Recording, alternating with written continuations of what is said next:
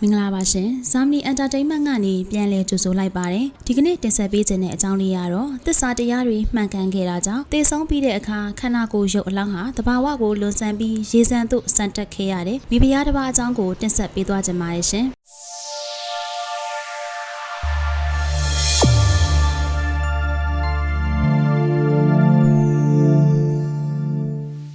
မြန်မာတက္ကသိုလ်890-890ကျော်ခန့်ကရခိုင်ပြည်နယ်ရမ်းဗဲမြို့နယ်10မိုင်ခန့်အကွာရွာရင်းရွာဆိုတဲ့ရခိုင်ရွာလေးတစ်ရွာရှိပါတယ်။အဲ့ဒီရွာလေးမှာတော့တောင်ယာလောက်ကိုင်းစားတောက်နေကြတဲ့ဥဖြူထီးနဲ့ဒေါ်မဲတူတို့မှာမမဲကြီးဆိုတဲ့သမီးလေးတစ်ယောက်ရှိပါတယ်။မမဲကြီး9နှစ်အရွယ်မှာတော့ဖခင်ဖြစ်သူဥဖြူထီးကကွယ်လွန်သွားတာမို့မိခင်မုတ်ဆိုးမကြီးနဲ့အတူပင်မဆင်းရဲစွာကြီးပြင်းခဲ့ရပါတယ်။နာမည်ကသာမမဲကြီးဆိုပေမဲ့လူကတော့မင်းမကောင်းတို့ရဲ့ကြံရင်လက္ခဏာနဲ့ပြည့်စုံပြီးအလွန်ချောမောလှပတဲ့ရခိုင်မလေးတူလည်းဖြစ်ပါတယ်။အရွယ်ရောက်လာတာနဲ့အမျှမမဲကြီးရဲ့အလှကုန်တဲ့ဟာရွာနီးချုပ်ဆက်ကြေးရွာတွေတိုင်အောင်ပြန့်နှံ့ကြော်ကြားလာပြီးကာလာသားမှန်သမျှကလည်းအလူအရက်ကြိုးပမ်းကြပါတယ်။ဒါပေမဲ့မမဲကြီးရဲ့မြစ်တာကိုခံယူရသူကတော့တရွာတဲ့နေရုပ်ရည်တန့်ပြန်ပြီးအနေအထိုင်တည်ကြည်တဲ့မောင်ရွှေသည်ဆိုတဲ့လူငယ်ပဲဖြစ်ပါတယ်။မမဲကြီးဟာရတနာသုံးပါးကိုရိုသေကိုင်းဆိုင်သူလည်းဖြစ်ပါတယ်။အလူဌာနပြုခြင်းသီလဆောက်တည်ခြင်းတို့မှလည်းဝါသနာထုံခဲ့ပါတယ်။မမဲကြီးတို့ရွာလေးဟာပင်လယ်ကမ်းခြေမှာတည်ရှိတဲ့အတွက်ရွာသူရွာသားတွေဟာဝမ်းရည်အတွက်သားငှတွေကိုရှာဖွေဖမ်းဆီးစားတောက်ကြပါတယ်။အိမ်တိုင်းမှာငါးဖက်နဲ့ကွန်ရက်တဲ့တွေရှိပေမဲ့မမဲကြီးတို့အိမ်ကတော့သူတစ်ပါးအသက်ကိုတက်ဖြတ်တဲ့အလုပ်ကိုဝါသနာမပါတဲ့အတွက်ကွန်ရက်တဲ့တောင်မရှိပါဘူး။တနေ့မှာတော့မမဲကြီးဟာတငယ်ချင်းတွေနဲ့အတူချောင်းဆက်ကိုလိုက်သွားပါတယ်။တငယ်ချင်းတွေ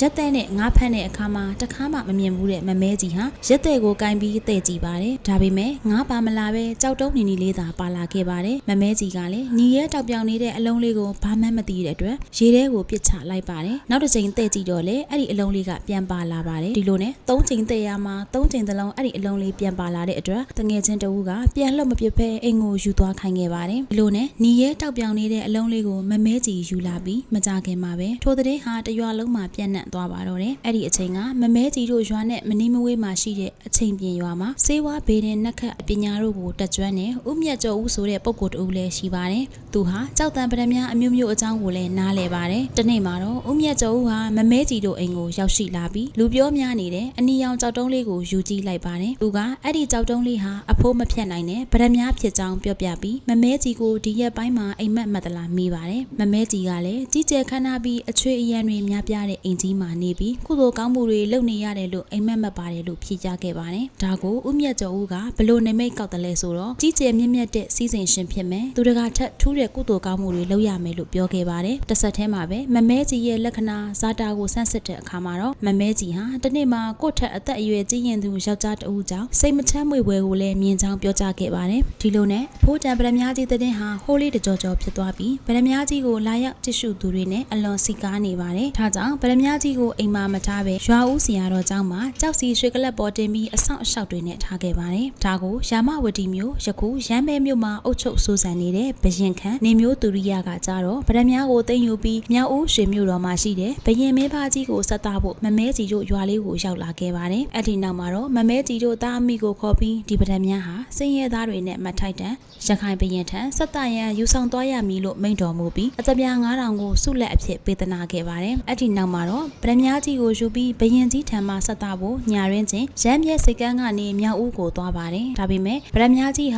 နေမျိုးသူရိယရွှေမြို့တော်မရောက်ခင်မှာပဲမူလကလပ်ပေါ်ကိုပြန်ရောက်သွားခဲ့ပါတယ်။ရွှေမြို့တော်ကိုရောက်တဲ့အခါမှာတော့ဘရင်ကြီးဟာပရမထည့်ထားတဲ့ဂရီပါကျုပ်ကိုဖွင့်ကြည့်လိုက်တဲ့အခါဘာမှမတွေ့ရတော့ပါဘူး။ဒီအခါမှာဘရင်ရဲ့အတိုင်ပင်ခံပညာရှိဝိမလကရှောက်တယ်ပါတယ်။ပရမရဲ့အရှင်သခင်ဖြစ်လို့ပါကမူလပိုင်ရှင်အမျိုးသမီးကိုတိမ့်ပိုက်တဲ့ကြောင့်ဖုံးတကိုးလဲတိုးတက်လာနိုင်ကြောင်းရှောက်ထားပါတယ်။ဘရင်မင်းပါကြီးကလည်းမမဲကြီးကိုမိဖုရားအဖြစ်တင်မြောက်ရန်သက်ဆိုင်ရာတကြီးများမှတဆင်စာကျွန်တော်အပို့လွှတ်ခဲ့ပါတယ်။စာကျွန်တော်ရောက်လာတဲ့အခါမှာမမဲကြီးဟာချစ်သူမောင်ရွှေသီးကိုဖတ်ပြီးတော့ငိုခဲ့ပါတယ်။ဒါပေမဲ့ဘရင်အမိတ်ဆိုတော့မောင်ရွှေသီးကလည်းဘာမှမတတ်နိုင်ခဲ့ပါဘူး။ဒီလိုနဲ့မမဲကြီးဟာဗရမဒေဝီစောမဲကြီးဆိုတဲ့ပွဲနဲ့ဘရင်မင်းပါကြီးရဲ့အနောင်နှန်းဆန်မိဖုရားတဦးဖြစ်လာခဲ့ပါတယ်။ငယ်ရွယ်နှုတ်ပြပြီးချောမောလှပတဲ့မမဲကြီးကိုဘရင်ကြီးကအလွန်ချစ်မြတ်နိုးပါတယ်။ဒီနေ့မှာတော့ဘင်္ င်္ဂလာ12မြို့ကိုအပိုင်စားရတဲ့နေစားမျိုးစားတွေဟာပုံကန်ထကြွလာပါတယ်ဘရင်ကိုယ်တိုင်စီတော်စင်ဇီဝဆိုးကိုစီးပြီးစစ်ချီခဲ့ပါတယ်ဘရင်တက်မတော်ဟာအင်အားတောင်တင်းတာကြောင့်ကလားမျိုးစားနေစားတွေလည်းအရေးနှိမ်ခဲ့ပါ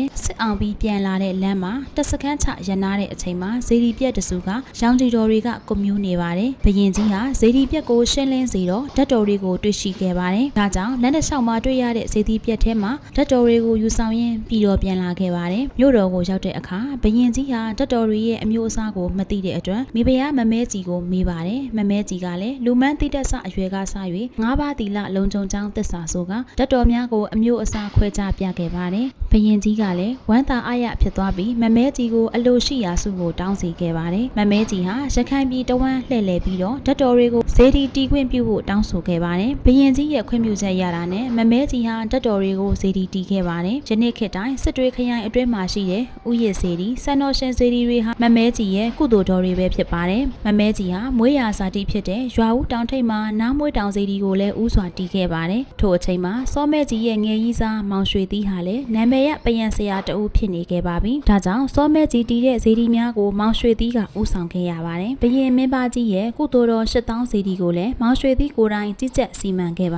တယ်ထိုခေတ်ထိုအခါကအင်္ဂရိဆက်ရမှာကျွဲရည်ပြထုံတင်လေထုံသဲတို့ကိုအချိုးကျရောဆက်ရပါတယ်အလွန်ခိုင်ခန့်တယ်လို့လည်းဆိုပါတယ်ရှင်အဓိကကျတဲ့ပစ္စည်းကတော့ကျွဲရည်ပြပဲဖြစ်ပါတယ်တနေ့မှာတော့8000ဇေဒီတော်ကြီးအတွက်3ရန်ထားတဲ့ကျွဲရည်ပြ5ချက်ဟာပျောက်ဆုံးသွားပါတယ်ဒီကိစ္စကိုမောင်ရွှေသီးကစုံစမ်းတဲ့အခါတပည့်ကြီးဖြစ်တဲ့ငလောငပြေသီးငချက်ကြီးတို့ကခိုးယူကြောင်းသိတဲ့အတွက်လူပုံလဲမှာထိုးကျိတ်ကန်ချောက်ဆုံးမခဲ့ပါတယ်ဒါကိုသူတို့ကလည်းအညှို့ထားပြီးမောင်ရွှေသီးကိုမကျေနပ်ကြပါဘူး8000ဇေဒီပြီးတဲ့အခါမှာတော့မိဖုရားစောမဲကြီးရဲ့တပ်ပေါင်းစုဇေဒီတီးဖို့မောင်ရွှေသီးဟာမိဖုရားနဲ့ဆွေးနွေးဖို့အတွက်မိဖုရားရဲ့အဆောင်တော်ကိုရောက်လာခဲ့ပါတယ်အဲ့ဒီအချိန်မှာမိဖုရားဟာပူအိုက်တဲ့ရာသီဖြစ်တာမို့ရင်သားအဝတ်တစားကိုချွတ်ထားခဲ့ပါတယ်ဧည့်သည်ဆောင်နေတဲ့အတွက်ရင်သားအဝတ်ကိုမဝတ်မိပဲပိုးအချိတ်ထမိန်ကိုရင်မာတင်ကရုတ်တရက်ထွက်လာခဲ့ပါတယ်ခမ်းမဆောင်တကားထိပ်ကိုရောက်တဲ့အခါမှာတော့မိဖုရားဟာကြမ်းမြင်ထိလူနီးပါးဖြစ်နေတဲ့ထမိန်စကိုမတော်တဆနင်းပြီးတော့ထမိန်ဟာပြေလျော်ပြီးရင်သားပေါ်လူနီးပါးဖြစ်သွားပါတယ်မိဖုရားကလည်းအတော်လေးစိတ်ထိခိုက်ပြီးမောင်ရွှေသီးကိုစကားမပြောတော့ပဲအတွင်းဆောင်ကိုပြန်သွားခဲ့ပါတယ်ပြီးတော့မှမောင်ရွှေသီးစိတ်တိုင်းကြ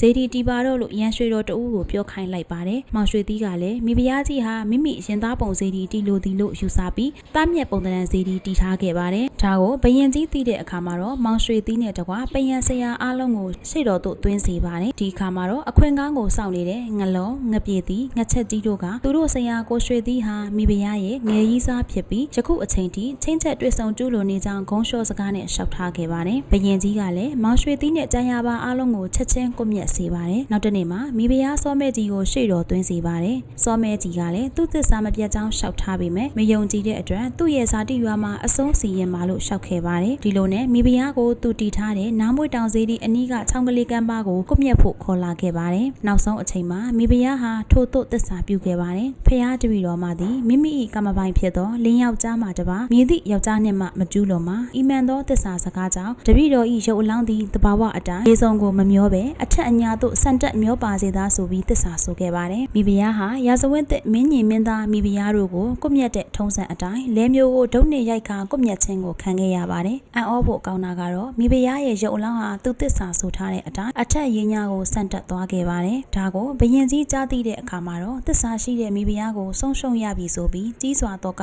ရောက်ရပါတယ်အဖိုးမဖြတ်နိုင်တဲ့ဗဒမြားကြီးဟာလည်းမိဖုရားကြီးကိုကွပ်မျက်တဲ့အချိန်ကစပြီးထူးဆန်းစွာပျောက်ကွယ်သွားပါတော့တယ်ဘရင်မင်းပါကြီးကလည်းယူကျုံမရတဲ့စိတ်နဲ့မကြမီပါပဲနှက်ရွာဆန်သွားပါတော့တယ်တင်ဆက်ပေးခဲ့တဲ့အကြောင်းလေးကတော့ရခိုင်ပြည်နယ်ကဗဒမြားဒေဝီစောမဲကြီးရဲ့အကြောင်းလေးပဲဖြစ်ပါတယ်ရှင်ဗီဒီယိုလေးကိုအဆုံးထိကြည့်ပေးတဲ့အတွက်လည်းကျေးဇူးတင်ပါတယ်ရှင်နောက်ထပ်လည်းစိတ်ဝင်စားဖွယ်အကြောင်းအရာများနဲ့ဗဟုသုတဖြစ်ဖွယ်သမိုင်းကြောင်းများကိုဆက်လက်တင်ဆက်ပေးမှာဖြစ်လို့ကျမတို့ရဲ့ channel လေးကို like and subscribe လေးပြုလုပ်ပေးပါလို့အကြံပေးပါရစေရှင်